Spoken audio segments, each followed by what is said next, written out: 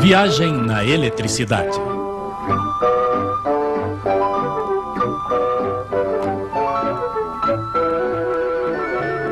Entre quente e frio, o princípio de Carnot.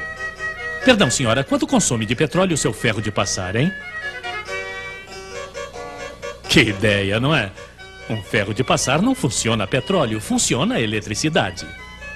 Eu sei, mas a sua eletricidade nas centrais térmicas, os térmicos a fabricam com petróleo. Eles também se servem de carvão, de gás, algumas vezes de urânio, mas a receita é a mesma. Primeiro se faz vapor colocando não sei quantas toneladas d'água dentro de uma espécie de marmita, uma caldeira é como se chama. E se esquenta. Vamos deixar para lá os aquecedores, reaquecedores, bombas e sei lá mais o quê. Então se esquenta.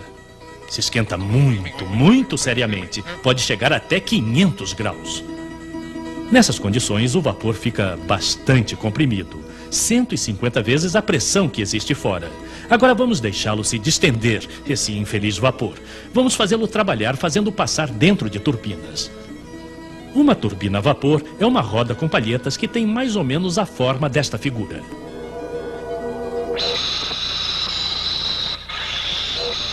Então encontramos o nosso vapor na saída completamente distendido dentro de um segundo recipiente chamado condensador, onde naturalmente ele se condensa, como seu nome o indica. Ele volta ao estado líquido, se preferem. Nós a enviamos novamente para a caldeira para que trabalhe de novo. Caldeira, turbinas, condensador. Estão vendo? É simples. Ah, tínhamos esquecido o principal. As turbinas, claro, movimentam um alternador que produz eletricidade, etc. Mas isso não nos diz quanto de petróleo necessitamos para produzir 1 kWh de eletricidade. Pois bem, isso depende. Depende da máquina, de seu rendimento, para ser mais exato. Pois se a máquina tem um bom rendimento, ela precisa de uns 250 gramas de petróleo para sair 1 kWh de eletricidade. E se ela tem um mau rendimento, então aí é diferente. Mas perguntaria à senhora, o que é preciso para que a máquina tenha um bom rendimento, como o senhor diz? Ah, se o senhor Carnot estivesse aqui, ele responderia melhor que eu. Nicolas Carnot era um rapaz bastante dotado que procurava justamente descobrir como melhorar o rendimento das máquinas de seu tempo. E bem que as coitadas precisavam. Primeiro, tapar os escapamentos, ele pensou. Isso não faria nenhum mal.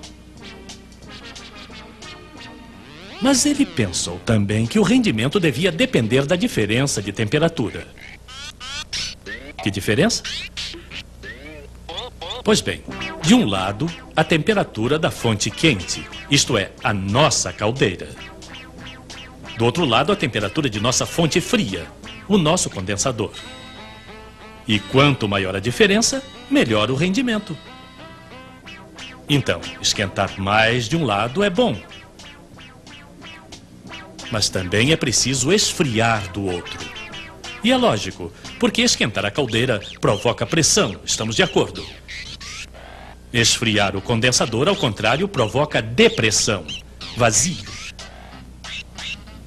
E quanto maior a diferença de pressão, mais o vapor se distende, mais ele trabalha e melhor é o rendimento. Então o nosso térmico em sua central, que quer tirar o máximo de quilowatt-hora de seu petróleo, segue os conselhos do Sr. Carnot.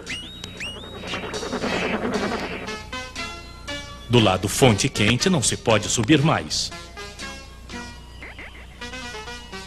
Do lado fonte fria, então aí resfria-se o condensador muito vigorosamente com uma corrente d'água que necessita de uma quantidade enorme de canos. Mas muito vigorosamente quer dizer que é preciso fazer passar aí por dentro uns 25 metros cúbicos d'água por segundo. Isso não se encontra tão facilmente quanto um cavalo. Então não se espantem se as centrais térmicas forem instaladas de preferência na beira do mar ou dos rios. É para esfriar seu condensador, melhorar o rendimento e tirar o máximo de eletricidade de seu petróleo ou carvão.